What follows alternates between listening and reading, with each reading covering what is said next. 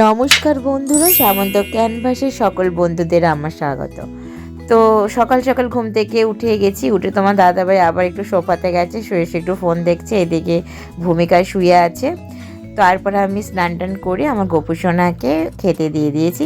তারপরে দেখি রান্নাও বসিয়ে দিয়েছি। জানো তো, আজকে সেরকম কিছু রান্না করব না, এক জায়গায় বেরোবো বলে।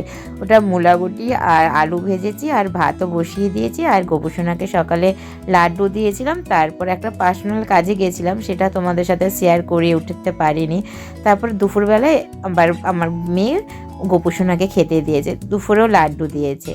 তারপরে আমরা খাওয়া দাওয়া করে রেস্ট নিয়ে আজকে পার্লারে বেরিয়ে গেছি। আজকে ভূমিকা আজকে আর খেলতে যায়নি, তোমাদের দাদাভাই ছাড়তে গেছে। তো পার্লারে আর কাস্টমার আসেনি, তো একটু ভিডিও করলাম। তো সেখান থেকে গিয়ে আবার গোপুসোনার আবার সেই দোকানটায় গেলাম সোয়েটারটা কিনবো বলে।